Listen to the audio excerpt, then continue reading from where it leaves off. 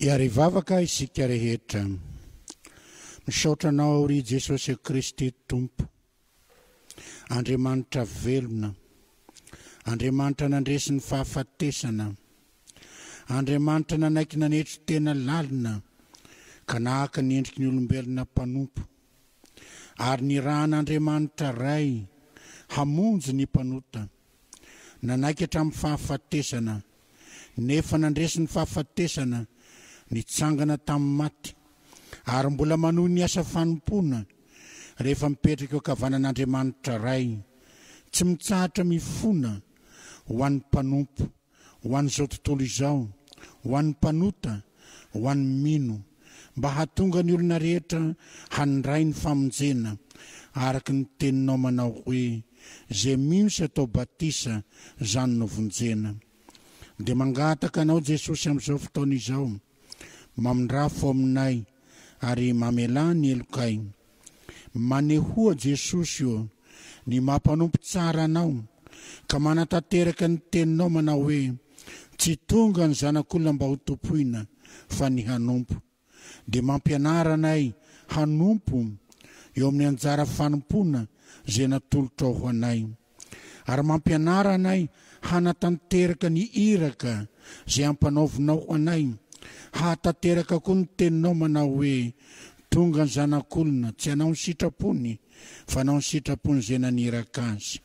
Ary mampianara anay tsy andry na hanatena valisoa vao manao ny asa fanompona fa ny valisoa tsara indrindra dia mitoetra eo akaikinao.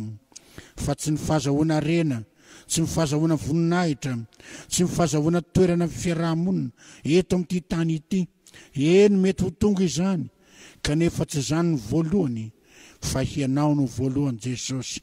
Ka soraty eo am-ponay ny teninao manao hoe zay tia ahy mihoatra noho ny vadiny, noho ny zanany, noho ny arenany sy zay rehetra manodidina azy, zany natao mpianatra. Ka tataovy mpianatra tena mpanomponao zahay Jesosy. Amin'ny anaranao ry Jesosy Kristy avy any Nazareta no angatana an'izany. Amen. Ny anjara fampianarana ho antsika androany ry havana dia mitondra ny lohateny manao hoe ny fitahiana ho an'ny mpanompon'i Jehova any aparany. Zany dia nakinina amin'ny tenin'Andriamanitra ao amin'ny boky Isaia mpaminany 5:20, 7:10 ka hatramin'ny 9:10. Isaia mpaminany 5:20, 7:10 ka hatramin'ny 9:10. Rehefa hitantsika dia vakioko amin'ny anaran'i Jesosy Kristy Tompo. Indro izao nolazain'i Jehovah Tompo, indro ny mpanompoka ihinana fa ianareo kosa mosarena. Indro ny mpanompoka isotro fa ianareo kosa ho maintenda. Indro ny mpanompoka ifaly fa ianareo kosa ho menatra. Indro ny mpanompoka hioby noho ny faharavoam-po fa ianareo kosa hitoloko noho ny alahelo-po sy dradradratra noho ny fahoriam-panahy. Ary amela ny anaranareo fiozonana amin'ireo voafidiko ianareo ary afaty anao Jehovah Tompo. Fa ny mpanompony kosa dia omeny anaram-baovao. Ka zay miarahaba-teny ety ambonin'ny tany dia anao zany amin'ny anaran'Andriamanitra ny Amen. Ary zay mianina ety ambonin'ny tany dia anina amin'ny anaran'Andriamanitra ny Amen. Satria efa adino ny fahoriana taloha sady voafiny izany ka tsy hitan'ny masoko. Amen. Mpanompon'i Jehova, zany no teny miverimberina eto. Indro ny mpanompoko, mpanompon'i Jehova. Ary manaraka an'izany hoe mpanompon'i Jehova izany dia fitahiana marobe. Misy mako miditra amin'ny asa fanompona dia le fitahiana ny ao anatin'ny sainy, hanakarena, hanana ny ilaina sy hanana amin'izao rehetra ilaina amin'izao fiainana izao. Marina izany nefa marina ampahany. Ny tenen'i Jesosy dia ny hoe sady mandova ny tany no mandova ny lanitra. Ka zay fandovana ny tany sy fandovana ny lanitra izay, io indrindra no itenenan'i Jesosy manao hoe tsy ianareo ny fidy ahy fa izaho no ny fidy anareo. Ary zay no tantara eran'ny soratra masina manontolo, fifidianana, antso velona no ny amin'ny antson'Andriamanitra isika, ary matanjaka no ny antson'Andriamanitra isika, afaka mipetraka amin'ny toerana anankiray antsika no ny antson'Andriamanitra isika. Andriamanitra no ny antsontsika ho amin'ny fisiana. Ao amin'ny Genesis izany, misia dia nisy antso mahatonga an'izany fisiana izany. Antso natonga antsika ho voaforona eto amin'ity tany ity, andeha isika hamorona olona tahaka ny endritsika. Antso ataon'Andriamanitra izany. Ary zany antso izany no mitazona ny fisiantsika eto amin'ity tany ity. Zany antso izany no mbola mitazona zao zavaboary rehetrarehetra hitantsika izao, mbola misy. Fa ny antson'Andriamanitra dia tsy mba antso feore, fa antso mampisy, antso mamelona, nefa koa antso zay mampiasa. Zany mahatonga zavaboary rehetra miasa araka ny tokony ho izy avy. Antson'Andriamanitra mahatonga izany. Ary zay koa mahatonga fanjakan'Andriamanitra ho tonga eto amin'ity tany ity. Antson'Andriamanitra no mahatonga izany rehetrarehetra izany. Ka ny olona voantso dia tsy maintsy amboarina. Tsy maintsy amboarina ny olona voantso. Jereo amin'ny fiantsonan'ny Mosesy fa hatrany amin'ny fahazazany dia nahazo fanamboarana amin'ny fomba mahery vaika Mosesy. Lasa nisaraka amin'ny fianakaviana fa teny amin'ny rano no namonjen'Andriamanitra azy. Ary rehefa nivonjena tamin'ny rano izy dia napetraka tamin'ny toerana tao amin'ny tranon'ny mpanjaka, tranon'ny Farao. Nahazo ny fitaovana rehetra ilaina, ny fahaizana rehetra ilaina, ny fahaizana mitondra vahoaka, ny anarany tao amin'ny tranon'ny Farao zany. Kanefa kosa rehefa tonga ny fanatanterahana ny antso dia indro fa lasa tany anefitra. Tany anefitra tany. Ary tany no nahitany an' Jehovah Andriamanitra, ka tenenan'i Jehovah Andriamanitra hoe zao zay izy hatrizay hatraika ho mandrakizay, zao no miantso anao, zao no maniraka anao, ary zao no mandefa anao hamoaka ny zanak'Israely hiala ao anatin'ny fahababona. Zay antso io zay, tsy antso mipetraka, fa misy koa antso zay mamola vola tao amin'ny Mosesy. No volavolaina izy, no mena azy ny fitaovana rehetra ilainy ahafahany mitarika ny vahoaka. Nefa koa tena no filahana marina izy mba tsy ho velona afa-tsy amin'ny fanirahana zay nataon'Andriamanitra. Hitantsika tsara le sary, nongotana avy tao amin'ny fianakaviany, napetraka amin'ny toerana anankiray, amin'ny toeran'ny Farao, nongotana avy eo nalefa tany anefitra, no volavolaina tany, namboarina tany. Eny, le zanaky ny mpanjaka natsangan'ny mpanjaka no lasa mpiandry ondry any Etsahany. Zany ny zavatra mahagaga, famolavolana, fanamboarana. Ary amin'ny fitondrana ny zanak'Israely ray manontolo dia zany antso zany koa mbola namolavola ny Mosesy. Ka tsy mora no nitondrana ny zanak'Israely ny tety ny efitra nandritra ny 70 taona. Fa nisy famolavolana taminy tao, nisy fanamboarana azy tao, nisy tena fanorotorona azy tao. Zany antso zany, zay ny namelona azy. Ary zany antso zany koa no mamelona ny Israely. Fa Israely koa raha nivolaza amin'ny Salamo dia lazany hoe mpanompony Jehovah Israely. Nefa zay mampanompony Jehovah ny Israely zay koa dia nandalovany fanamboarana, fanefena, fanravana, fananganana, fanongotana, fambolena. Nandalovany zany rehetrarehetra zany mba hahatonga azy ho tena ilay firenena voafidy. Marina fanomenany didy folo izy hanavaka anazy amin'ny firenena jentilisa. Nefa koa tena nisy fanamboarana toetra, nisy fanorenana finoana tao amin'ny Israely. Jehovah Andriamanitra ao natao didy voalohany, aza manan'Andriamanitra afa-tsy zaho rehetra ihany, aza manononom-poana ny anaran'Andriamanitra ao. Ary lasa fanekemponona tao amin'ny firenen'Israely hoe za Jehovah Andriamanitra ao no nivoaka anao, nitondra anao nivoaka avy tany Egypta. Zay antso nampisan'Israely.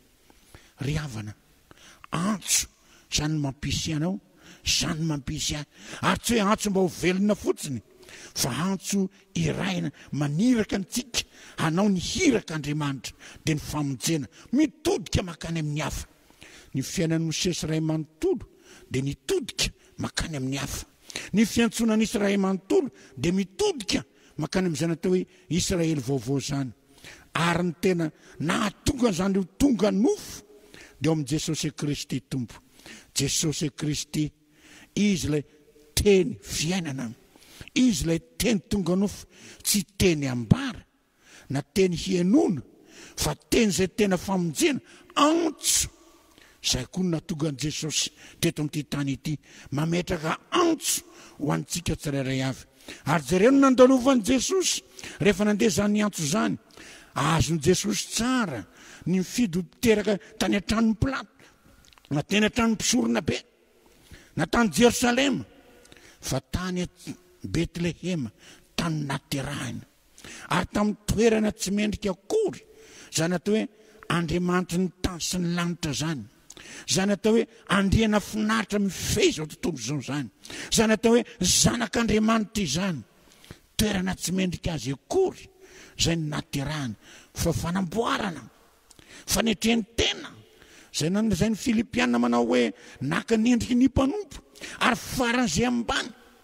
Ary na dia Jesosy aza dia nalobavana na hoe ny amboa dia manana ny lavaka zay isitrihany, ny voromanidina manana ny akany zay itoerany, fa ny zanak'olona kosa tsy manana na dia ny vato ametrahany ny lohany azy. Mbola moramora zany fahamaritany Jesosy ny tenany izany, fa ny zavatra niatra aminy amin'ilay antso eo amin'ny fiainany dia tena zavatra tena tsy zaka ny saina eritreretana, tsy zaka ny fo isentona zany antso azy zany. Raha dinihana fotsiny rehefa nampifidy Pilato manao hoe iza ny tianareo, Barabasy sa Jesosy mpanjakan'ny Jiosy? Nioraka ny vahoaka rehetra nanao hoe Barabasy, zany ny tianay. Nefa ty Jesosy ity nanasitrana teo fivoan'izy ireo, ity Jesosy ity nanomeny mofo dimy sy ny hazan-drano namoky azy ireo tany anefitra, ity Jesosy ity tena nanoro azy ireo ny fitiavana n'Andriamanitra ray. Ity Jesosy ity no indro nanao fahasoavana lehibe teo fivoan'izy ireo.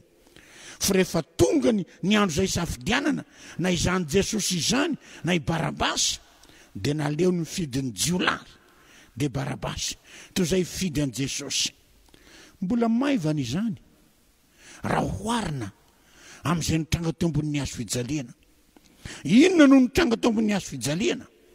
Fanaovana tsinotsinona raha zanak'Andriamanitra lahy midina teo, antso izay mamola vola, antso izay manorotoro, antso izay manamboatra, mandrafitra, manefy, ary antso izay nieretana ny mafy indrindra.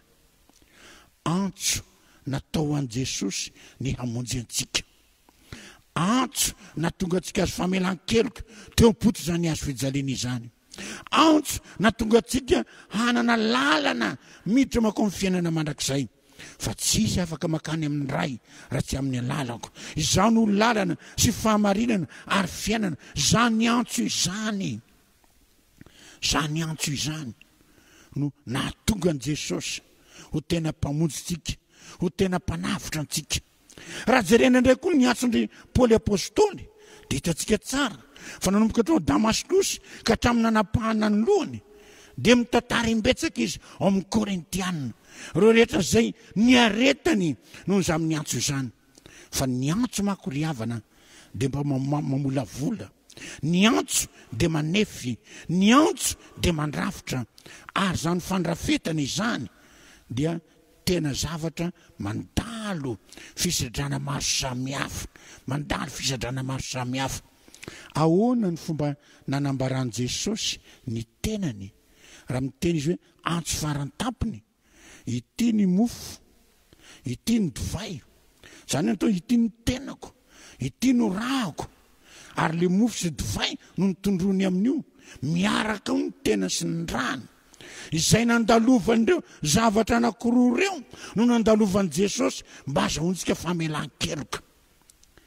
Nandalovan'ireo zavatra roa ireo, iny mofo iny tsy te avy hatrany de mofo fa vary tany an-tanimbary iny no njinjaina, ary ny kapona iny mba ialany ny voniny rehetra, na hay iny mba ho maina, no totoana iny mba ialana ny akora rehetra amin'izany voambary zany, ary mbola nototoana le voambary mba ho lasa koba, no fotafotaina zany koba izany mba ho lasa anana endrika mofo, avy eo ndray natsofoka anaty laforo may mafana, ary efa mivoaka avy any mbola silatsilana ho tonga mofo azo raisy tanana ho hanina. Hitanao zany ny fomba nandalovan'ilay mofo vao nazahoana hoe ity no tenako ho Jesosy. Ary ny divay avy any ny tanimbolopoka no nalaina, de rehefa nalaina mbola nongotana tsirairay zany voniny zany, natao zelany zany, avy eo mbola nipitserina, mbola nitsaina tamin'ny andron' Jesosy, mbola nitsaina zany voalopoka izany hatonga ranony, ary rehefa ranony mbola navela amin'ny toerana anankiray hatonga azo tena divay tena tsara. Tena nandalo fanamboarana maro samihafa, tena nandalo fanamboarana maro samihafa zany divay zany, vao tonga hoe ity no rako.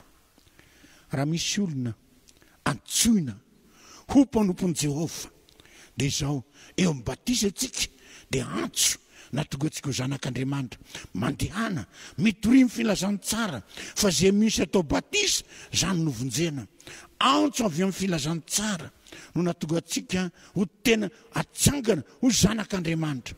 Ka hoe rehefa zanak'Andriamanitra de hoe hiadana tsia, fa tsy maintsy mandalo fanamboarana isika, mandalo fanamboarana isika, vao tonga amin'izany hoe toeran'ny mpanompon'i Jehova izany. Nandalo fanamboarana Mosesy, nandalo fanamboarana Jesosy, nandalo fanamboarana ry Paoly, mandalo fanamboarana de ty polipitra hitoriany ity azo tany etsa no nalaina, de nivoasina, de nisilatsilahana, de namboarina, de nirefesina, avy eo no fantsihana, de napetraka eto. Fa tsy le azo tany etsa no afahany hitoriana teny eto, fa tsy maintsy misy fanamboarana marobe amin'izany hoe mpanompony Jehova izany. Inona ny tena antony ao anatin'ny teny hoe mpanompony Jehova de matanjaka ao anaty hoe fanetreny tena, manaiky zay fomba hitondran'Andriamanitra amin'ny mampanompony Jehova antsika. Ao anatin'ny teny hoe mpanompony Jehova de misy ny hoe fanekena, tsy hoe zay tianao no ekenao amin'ny lazain'i Jehova, fa na inona amin'ny amboarany Jehova antsika de ekena izany. Zay rehetra midona amintsika dia ekena fa fanamboaran'Andriamanitra izany. Tonga amin'izao valanaretina izao tsika ry havana, de maro miteny manao hoe asan'ny devolo zao, fatezeran'Andriamanitra izao, ozon'Andriamanitra izao, no miditra tsika ny natonga izao. Mampametraka fanontaniana izany, tena mampametraka fanontaniana izany. Izany hoe ny famonjena zany rehefa endry aho de avy hatrany de voavonjy avy hatrany. Zany hoe ny fitantanan'Andriamanitra zany rehefa toy izao aho de mitantana anatsara Andriamanitra. Iza zany no tena mibaiko an'Andriamanitra? Isika no mibaiko an'Andriamanitra, fa tsy Andriamanitra no mibaiko atsika. Eo amin'izany hoe mpanompony Jehova izany anefa de tanteraka arabaky teny teny Jesosy manao hoe tsy tonga anao ny sitrapoko fa ny sitrapony zay nanira-kaky. Zay ny mpanompony Jehova, manetry tena eo anatrehan'Andriamanitra, manaiky tanteraka ny fitondran'Andriamanitra, ary hovain'Andriamanitra ny fiainana ray manontolo, hovain'Andriamanitra ny fiainana ray manontolo. Raha taloha nanao ny tantarany fiainany amin'ny maizy azy ny olona anankiray, rehefa mpanompony Jehova izy de ny tantara zay ampanaoviny Jehova azy, zay no lasa tantarany. Tantara miaraka amin'ny Jesosy, ka Jesosy ny tompony tantara, Jesosy no mametrapetraka rehetra zay rehetra ilaina amin'izany tantara izany. Ary tsy hoe tantara azahoana voninahitra eto amin'ity tany ity, na tantara azahoana dera eto amin'ity tany ity, fa tantara mitodika makany amin'ny famonjena ny hafa, tantaram-pitiavana.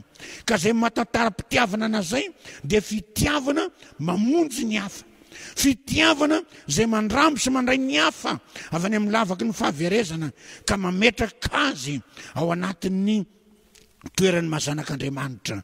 Zany hoy izy, zay zavatra zay ry havana tsy vita mora, zany ateo mpanompon'i Jehovah zany, tsy vita mora izay, fa tsy maintsy andalovana fahasarotana izany, andalovana ranomaso izany, andalovana fahoriana izany, andalovana entana mavesitra izany, satria nataon'Andriamanitra isika amin'ny hoe mpisorona ny olona rehetra. Amin'ny mampisorona ny olona rehetra antsika dia mpitondra mambavaka ny maro isika, mpitondra mambavaka ny ditra ny maro isika, mifona ho an'ny firenena isika, mifona ho an'ny hafa isika, mifona ho an'ny fiangonana isika. Ka zao valana retina izao tsy hoe no ny ditra ihany na hoe fahatezeran'Andriamanitra ihany, fa izao tena fiarahana asan'Andriamanitra zay manosika antsika hivavaka, handoalika, hitaraina ny famondrampon'Andriamanitra ho an'ny maro eo amintsika. Fa ny fahoriana dia misy raha teo, ny fahafatesana dia misy raha teo, fa ny mpandresin'ny fahafatesana dia misy raha teo, ary Jesosy Kristy tompo izany.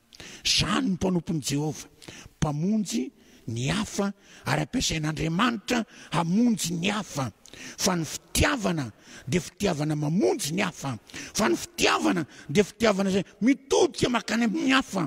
Zany fitiavana izany, tendren'Andriamanitra ianao ho mpanompon'i Jehovah, tendren'Andriamanitra ny tenako ho mpanompon'i Jehovah amin'ny alalan'i Jesosy Kristy tompo, zay maniraka antsika miaingo amin'ny batisa masina zay nanaovana batisa antsika. Ary ny batisa zany ao amin'ny asan'ny apôstola hoe natao batisa amin'ny anaran'i Jesosy.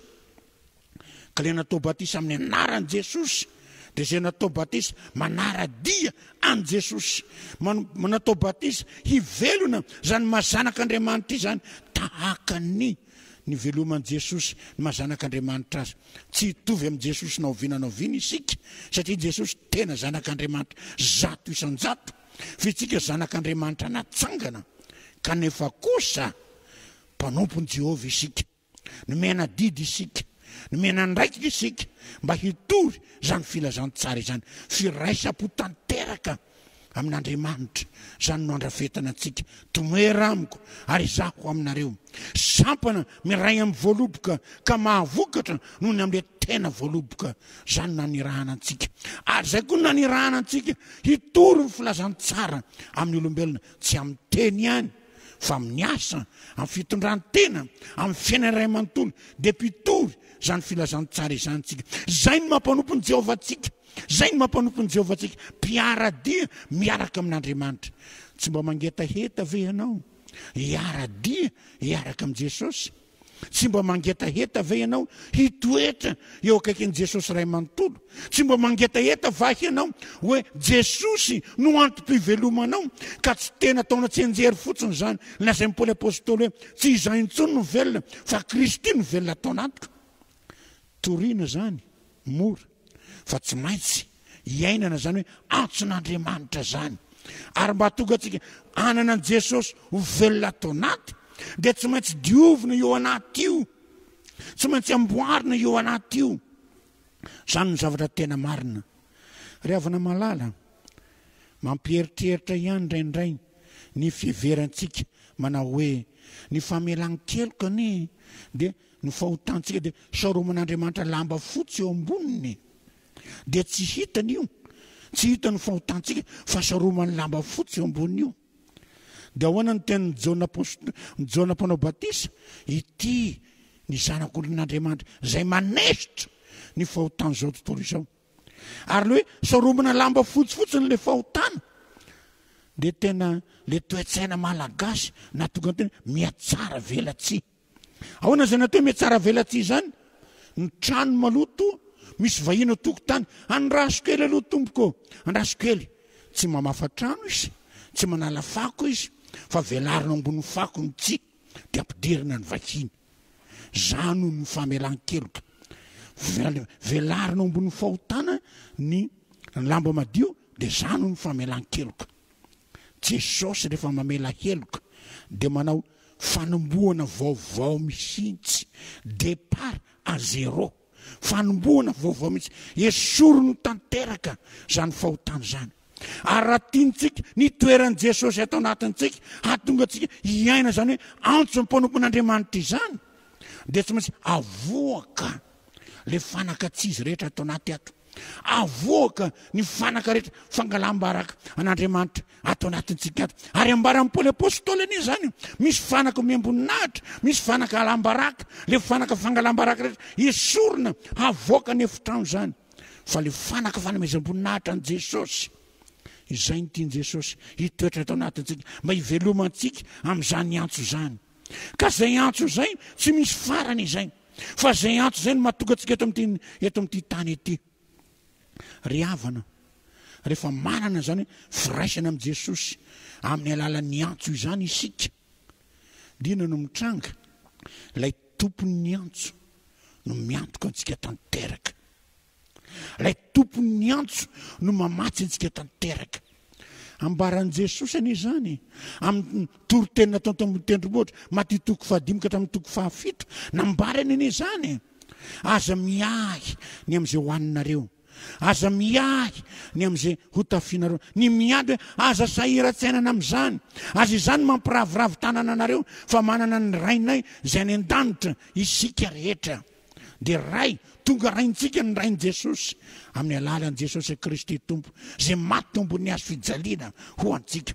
Tonga raintsika ny rain'i Jesosy amin'ny alalan'ny fananganana antsika amin'ny zanaka, amin'ny zanaka handova ny fiainana mandrakizay zany. Piray lova amin'ny Kristy isika, miantso an'Andriamanitra hoe Aba ray eo, piray lova aminy isika. Karaha Iaba ray zay raintsika any an-danitra, nanao ny tany sy ny lanitra. Raha Jesosy zay nomena ny fahefana rehetra ety tandrika hatrany an-danitra, zany no mitoetra atao anatintsika. Raha ny fanahy masina zay mpanamboatra ny fiainantsika, zay mahatonga antsika hino ny tenin'Andriamanitra, zay mahatonga antsika hiverina sy bebaka eo amin'Andriamanitra, zany no miara-dia amintsika. Iny indray no mahory antsika, iny indray no mahatonga antsika hitebiteby, fa mametraka ny fitarainantsika eo anatrehan'Andriamanitra isika. Zay no mahatonga ny Isaia hiteny hoe mahazo ny zavatra rehetra, mahazo ny zavatra rehetra. Tsy izany va ny lazainy Salamo 7:20, Jehova mpiandry aho, tsy hanan-java mahory aho, entiny amin'ny any maitso aho, amelarany latambatra eo alohan'ny fahavaloko aho. Satria hoana manaiky ny antso, miaina ny antso, miaritra noho ny antso, tsy mijery any amin'ity tany ity, fa mitraka eo mijery ny lanitra. Ry havana, mahagaga ty azo fijalian'i Jesosy ity, azo fijaliana nisy fahoriana, azo fijaliana nisy mifahafatesana, fa tsy natao ary any an-dohasa, tsy natao anaty tanàna, fa natao eny amin'ny tendrombohitra anankiray eny amin'ny Kalvaria.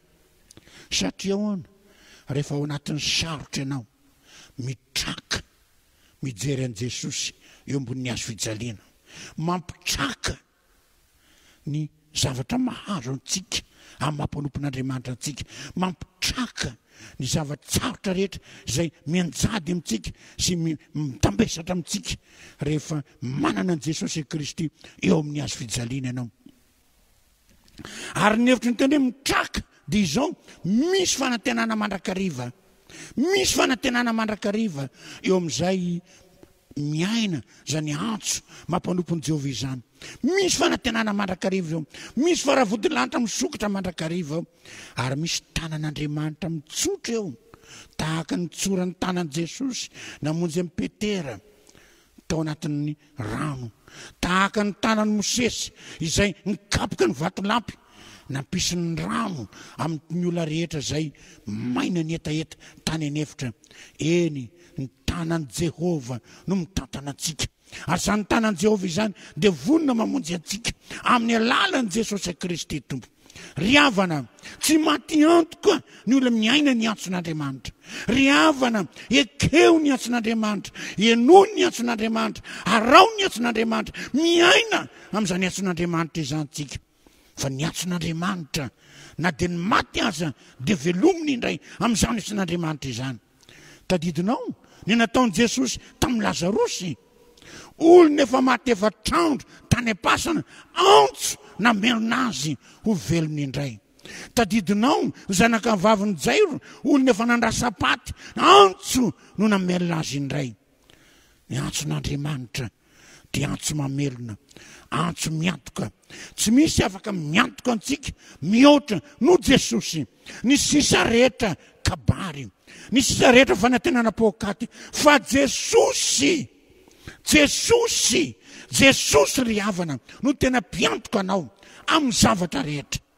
Mpiantoka anao izy, teny tonga nofo, teny fiainana, teny mizara fahasoavana, ary teny zay mampanantena anao ny fiainana mandrakizay.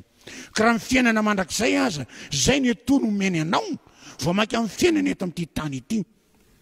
Le fiainana mandrakizay ny tsy hoe fiainana tsy manam-pataperana ampifanoherana amin'ny fiainana voafetra eto amin'ity tany ity, tsy izany ny fiainana mandrakizay.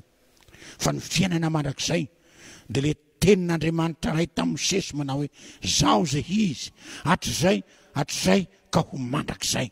Ny fiainana mandrakizay, fiainana zay miaradia miaraka amin'Andriamanitra ray. Ny fiainana mandrakizay zay miaradia miaraka amin'ny Jesosy Kristy zanany. Ny fiainana mandrakizay dia miaradia amin'ny fanahy masina, zay fanahy mpanoro lalana, fanahy ny fahendrena, fanahy ny famezam-pahasoavana, ahafahantsika mitory amin'ny kery sy ny fahefana an' Jesosy Kristy tompo. Ry havana, ekeo ary ny antson'Andriamanitra hahatonga anao ho mpanompony Jehova, ahazo ny fitahiana rehetra ianao. Inona ny fitahiana tsy ho azonao? Ny mpahary ny tany sy ny lanitra amin'ny fanakem-ponana apôstolika ataontsika no iny fa miaradia aminao. Jesosy Kristy zanany izay nomena hamonjy antsika araka ny fanakem-ponana Nisehana, izay nomena anao. Ny fanahy masina zay anananao fiombonana amin'Andriamanitra ray sy ny zanaka araka ny tenin'i Jesosy fampanentana nataony, izay nomena anao. Inona ny fitahiana tsy ho azonao eo anatrehan'izany? Inona ny fitahiana tsy ho azonao eo anatrehan'izany? Raha mangataka amin'Andriamanitra ray ianao, tsy ianao no henony, tsy ianao no hitany, fa Jesosy zay mpanelanelana. Izy no mpanelanelana antsika amin'Andriamanitra ray. Io no hitany. Jesosy no hitany, ny zanany malalany no hitany, araka ny nambarany tamin'ny nanaovana Jesosy Batisa hoe ity ny zanako malalako, eno izy. Ny zanany malalany no hitany. Dia mahazo fitia amin'Andriamanitra ray tsika, mahazo fiantrana amin'Andriamanitra ray tsika. Raha miantso an' Jesosy isika, moa isika efa no hitan'i Jesosy, ny asany fanahy masina atao anatintsika, zany no hitan'i Jesosy. Ka ilay fanahy zay nanganontany tany amin'ny ray ho tonga ato amintsika, io no mandresy lahatra azy, ary io no reny, ary ny fivavaka fanahy masina io no reny, araka ny ambaro amin'ny Romanina 5:9. Zay no reny ka mahatonga azy mihaino ny vavakantsika. Ary izy nanome fahefana ny vavaka zay ataontsika avy amin'ny fanahy masina manao hoe na inona angatahinareo amin'ny anarako dia ho azonareo zany, tsy voafetra ny fitahiana ho an'ny mpanompon'Andriamanitra. Tsy voafetra ny fitahiana ho an'ny mpanompon'Andriamanitra. Tsy voazarazara natao mpanompon'Andriamanitra. Ka misy ny hoe kristianina tsotra, ary misy natao mpanompon'Andriamanitra. Zay moa ny averintsika hoe mpanompon'i Jehova, mpanompon'Andriamanitra, ireo zay manana andraikitra amin'ny fiangonana. Fa tsika tsiraray avy manana andraikitra amin'ny fiangonana. Inona le andraikitsika? Mijoro vavolombelon'i Jesosy, mitory an' Jesosy eo amin'ny fiainantsika rehetra, amin'ny fivelomantsika rehetra. Aza sarahana roa ny fiainanao, ka hoe hafa ny fiainana maha-kristiany any am-piangonana, hafa ny fiainako any amin'ny birao, hafa ny fiainako any am-pivarotana, hafa ny fiainako any am-pandehanana, hafa ny fiainako amin'ny mampitatitra. Ka any am-piangonana dia kristianina tena anjely latsaka tany, fa rehefa any amin'ny birao mpanao kolikoly, mpamitaka, mpanambaka, rehefa mivarotra mpanambaka, ka vary atao 50 kilao asika fasika 2 kilao anatiny, sitranay mba mahazo vola bebe aho. Raha mpitatitra aho dia manao afetseny isan-karazany. Tsia, aza sarahina mahavita batisanao sy mahavita batemy ianao, aza sarahina ireo amin'ny fiainanao andavanandro. Zay indrindra ny mampanompon'i Jehovah antsika, Zay indrindra mampanovan'i Jehovah antsika. Indrisany ry havana mampalahelo indraindray. Fa amin'ireny dahalo reny, amin'ireny mpanao herisetra reny, amin'ireny mpanolana reny, amin'ireny mpangalatra reny, sy hitany karazam-pahotana maro samihafa, amin'ireny mpijangajanga mpangalabadin'olona reny, maro samihafa azony tany saina. Maro amin'ireny eny vita batisy, maro amin'ireny eny vita batemy, maro amin'ireny eny mpandray fanasan'ny tompo, maro amin'ireny eny mpandray communion, vita confirmation. Eny aza maro amin'ireny, ary misy amin'ireny manana andraikitra ao amin'ny fiangonana, ao amin'ny fiarahamonina. Izay indrindra no tenenin'Andriamanitra eto. Vita batisy ianao, mpanompon'i Jehovah ianao. Vita batisy ianao, iraka Jehovah ianao. Vita batisy ianao, vavolombelon'i Jehovah ianao, amin'ny toerana misy mino an' Jesosy Kristy, mpitory an' Jesosy Kristy, mpizara an' Jesosy Kristy eo amin'ny fiainana iray manontolo. Fa re zany no ataonao, tsy maty antoka ianao. Fa le Andriamanitra ny amenina no nefa ninina fa hitay ianao sy hombanao. Fa efa nomena an' Jesosy Kristy zanany no fahefana rehetra ety tany ka hatrany an-danitra. Koa matokia fa Jesosy le mpiandriondro tsara no miantoka anao. Vavaka atsika. Misaotra anao indrindra Jesosy amin'izao fotoana izao. Nanomezanao zany teny zany, teny izay manangana, teny izay mampijoro, ary teny koa izay mampatsiaro anay. Fa matoa zay misy eto amin'ity tany ity dia misy no niantsonao. Ary satria misy no niantsonao zahay dia tsy velombelom-pona, fa misy iraka ampanaovinao anay eto amin'ity tany ity. Hijoro vavolombelonao, hitory ny anaranao amin'ny asa, amin'ny teny, amin'ny fitondrantena, amin'ny fifaneraserana, amin'ny zavatra maro samihafa. Ary indro zay amin'ny fiainanay, fa volavolainao ny amin'izany, amboarinao ny amin'izany, tefenao ny amin'izany, arafitrao ny amin'izany, ampandalovanao zavatra maro, teo-piainana maro ny amin'izany, mba hahatonga anay ho tena mpanompo tsara sy mahatoky eo anatrehanao sy anatrehan'ny olona. Ary indro satria anao le Andriamanitra ny tany sy ny lanitra, izay nomena ny fahefana rehetra ety tany ka hatrany an-danitra. Indro ianao Andriamanitra ray izay nahary ny tany sy ny lanitra. Indro ianao fanahy masina izay mahatonga anay iray fo amin'Andriamanitra ray sy amin'i Jesosy Kristy zanany. Indro fa ianareo telo izay iray dia mitahy ary mamalavala anay, ary manome anay, ary tsy mamitaka anay fa tena mampatoky anay, fa tsy maty antoka izay manara-dia sy mitsangana ho vavolombelona. Mamindrafo aminay ary mamelany elokay mpanota zay Jesosy.